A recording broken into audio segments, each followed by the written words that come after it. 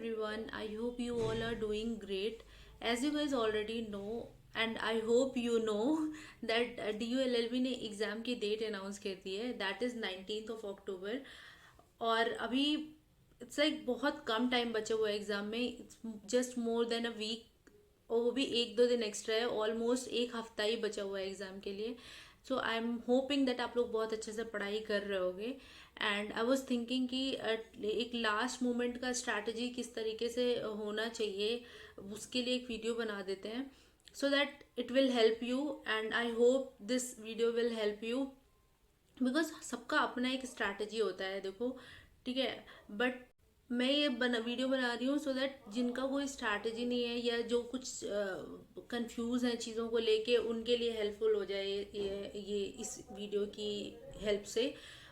So last moment पे सबसे पहले जो फर्स्ट थिंग फर्स्ट होती है, मैं डे वन से, जब से मैंने DULLB की एग्ज़ाम प्रिपरेशन को लेके वीडियो बनाया है, उसमें भी मैंने बोला है previous year question paper is must. उसको आप नहीं छोड़ सकते हो.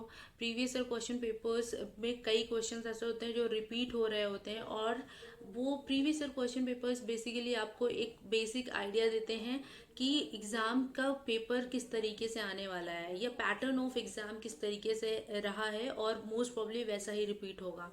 तो एक बेसिक अंडरस्टैंडिंग के लिए प्रीवियस ईयर क्वेश्चन पेपर बहुत इंपॉर्टेंट है. एंड आई हाईली रिकमेंड कि आप लोगों ने जो previous year question paper solve किए हैं तो उनको रिवाइज करिए. अगर नहीं किए हैं तो उन्हें सॉल्व करिए, बिकॉज बहुत इंपॉर्टेंट है. You can not skip previous year question paper बिल्कुल भी. फर्स्ट थिंग ये हो गई. दूसरी चीज़ किन सब्जेक्ट्स पे फोकस करें. As you already know, syllabus काफ़ी वास्ट है आपको DLLB का. तो आपको ना बहुत स्ट्रैटेजाइज करके बहुत इंपॉर्टेंट टॉपिक्स पे अभी लास्ट मोमेंट पे फोकस करना है.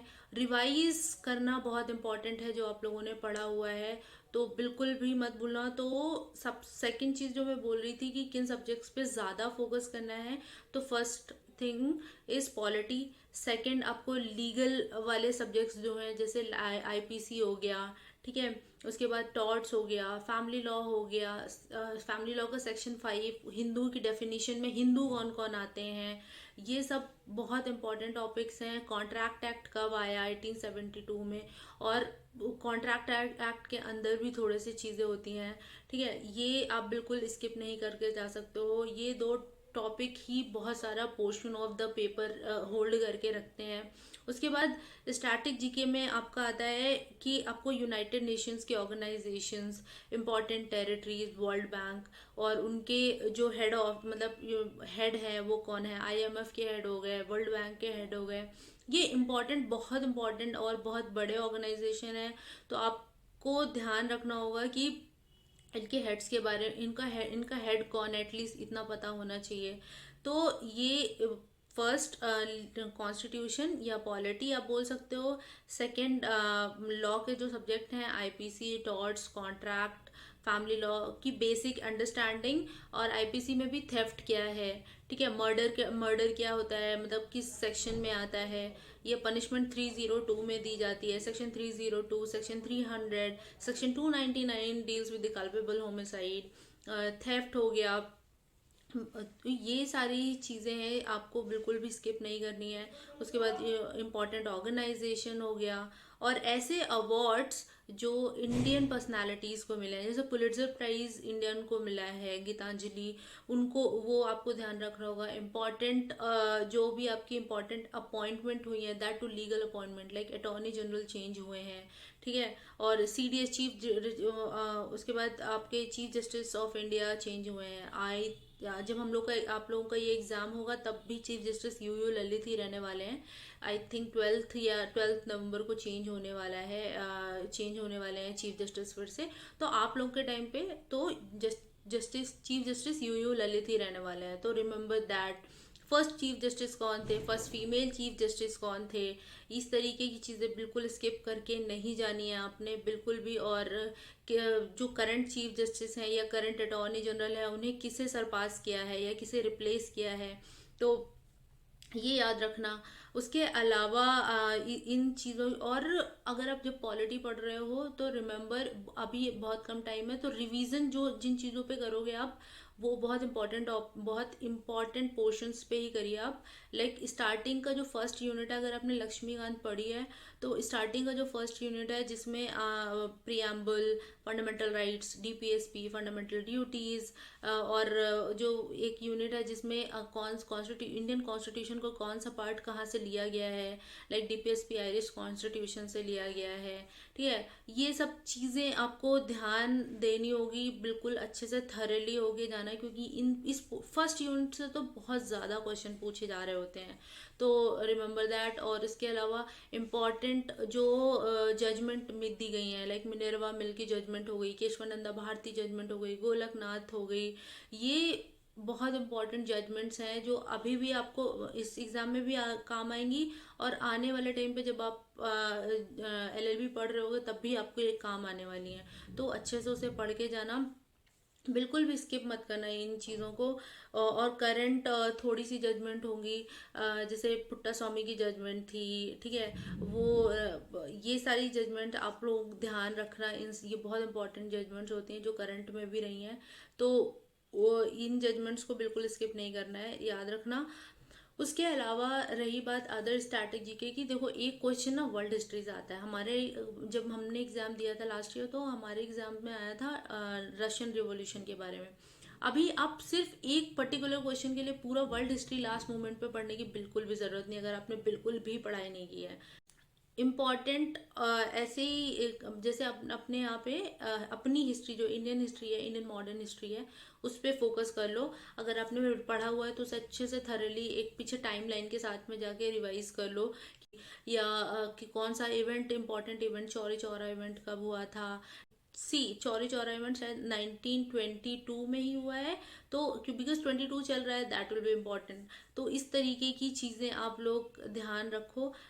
जो करंट ईयर आपका चल रहा है उस ईयर में उस टाइम पे 90s, मतलब उस टाइम पे कौन सा इवेंट हुआ है वो इम्पोर्टेंट आज हो जाता है, तो ये सब बहुत इम्पॉर्टेंट है।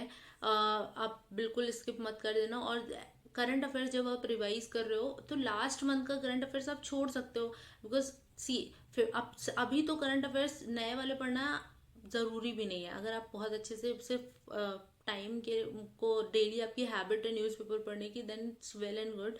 अदरवाइज सिर्फ for the current affairs purpose अगर आप न्यूज़पेपर पढ़ रहे हो अभी करंट वाला, तो आज जो आया तो बेकार है वो, क्योंकि इससे क्वेश्चन नहीं आने वाला, ऑलरेडी आपका मोस्ट प्रॉब्ली पेपर सेट हो चुका होगा।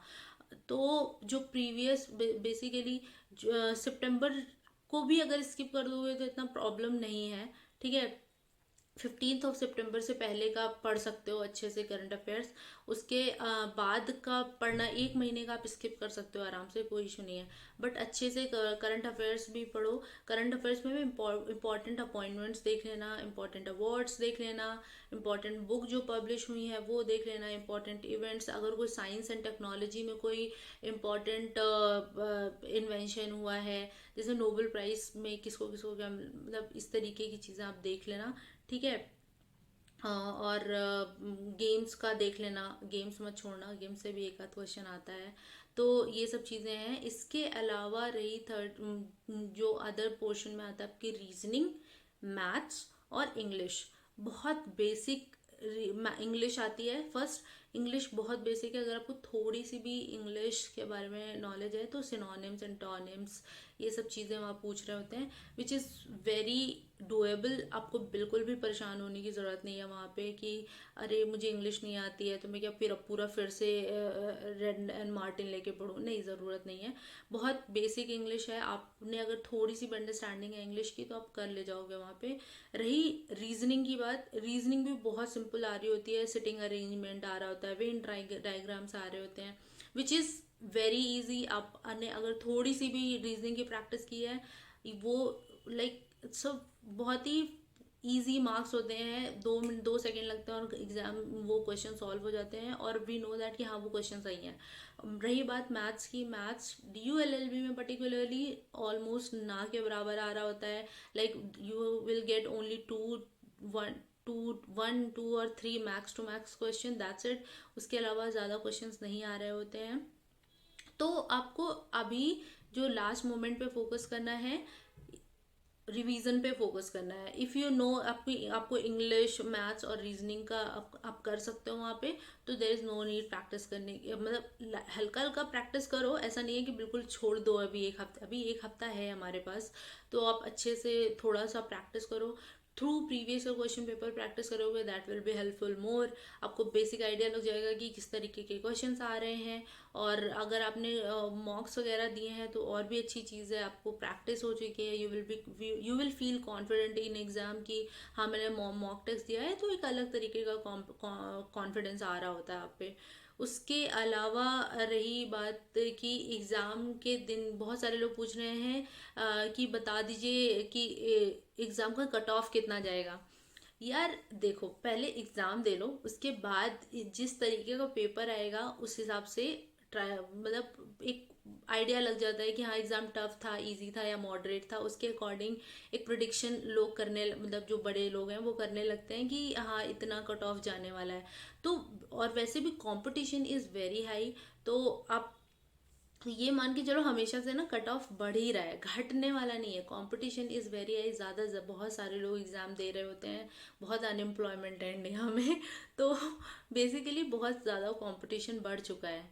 ठीक है, तो try to score 240 plus marks for a safe side. अगर आपको सीएलसी वगैरह चाहिए तो और भी अच्छा परफॉर्म करना पड़ेगा, तो ये चीज़ है। तो try to fetch more and more marks वहाँ पे, but don't forget negative marking है वहाँ पे। और 100 क्वेश्चंस है, इट्स नॉट नेसेसरी कि आप 100 में से 100 करके आओ और इतने ज़्यादा गलत कर दो कि जहाँ आपका हो रहा था अब नहीं होगा, बिकॉज आपने नेगेटिव मार्किंग इतनी ज़्यादा बढ़ा दी है वहाँ पे। तो 1/4 की नेगेटिव मार्किंग भी है, रिमेंबर दिस पॉइंट टू। और वन थिंग मोर, आपका एग्ज़ाम फर्स्ट मीटिंग में रहेगा, तो try to keep you hydrated अच्छे से। कुछ एक चॉकलेट वगैरह लेके चले जाना वहाँ पे, एग्ज़ाम देने से पहले खा लेना, so that glucose level maintain रहे आप लोगों का। और पैनिक अटैक्स इतने ज़्यादा ना आए आप लोगों को। और अननेसेसरी वॉचेस वगैरह पहनने की ज़रूरत नहीं है, और टाइम पे एग्ज़ाम देने पहुँच जाना, अदरवाइज़ वो एंट्री नहीं देंगे आप लोगों को। और वॉचेस वगैरह कैरी करने की ज़रूरत है नहीं, क्योंकि आप कंप्यूटर एग्ज़ाम दे रहे हो, वहाँ पे टाइमलाइन ऑलरेडी प्रेजेंट रहती है, तो इतनी इशू नहीं आती है वहाँ पे टाइम वाइम देखने की। और फालतू में अगर आप वॉचेस वगैरह या लेके जा रहे हो, तो फिर वहाँ पे ना कई बार एग्जामिनेशन जो बूथ होते हैं, एग्जामिनेशन सेंटर्स होते हैं, वहाँ पे वो रिस्पॉन्सिबिलिटी आपके सामान की लेने की मना कर देते हैं। जैसे हम, मेरा जो सेंटर था वहाँ पे उन्होंने बिल्कुल डिनाई कर दिया था कि हम आपके फ़ोन्स की रिस्पॉन्सिबिलिटी नहीं लेंगे, और हम आपके वॉचेस या और भी किसी भी सामान की रिस्पॉन्सिबिलिटी बिल्कुल भी लेने वाले नहीं हैं। तो फिर वहाँ पे बहुत ज़्यादा पैनिक क्रिएट हो जाता है कि और किसी और को सामान देना पड़ता है। मैंने जिस दिन मेरा एग्ज़ाम था, मैंने एक एक लड़की थी जो वहाँ एग्ज़ाम देने आई थी, उनके फादर की कार पे सामान उनको बोला था कि प्लीज़ मेरा सामान आप रख लीजिए, फ़ोन और वॉच वगैरह। तो काफ़ी और जब आप अकेले एग्ज़ाम देने जा रहे हो तो फ़ोन तो लोगे ही ना आप। बट कई बार ऐसा होता है, ट्राई कि आप बहुत कम से कम सामान वहाँ पर लेके जाओ, अगर आप अकेले भी हो तो that would be better for you. तो आई होप ये वीडियो आप लोगों को हेल्प करेगा आपके अपकमिंग एग्ज़ाम में, और बहुत कम टाइम बचा है, तो अच्छे से पढ़ाई करो। और मैंने बहुत सारे वीडियोस डाले हुए हैं टू मोटिवेट यू गाइस, और एक्चुअल एलएलबी लाइफ किस तरीके का होता है, कि मतलब एक लॉस एक बच्चे का, तो आप वो देख सकते हो। काफ़ी अच्छी, मैं बहुत कोशिश कर रही हूँ अच्छी वीडियोस बनाने का, तो आप लोग, I am hoping that you guys will support me. और please support me through like, share and subscribe to my videos.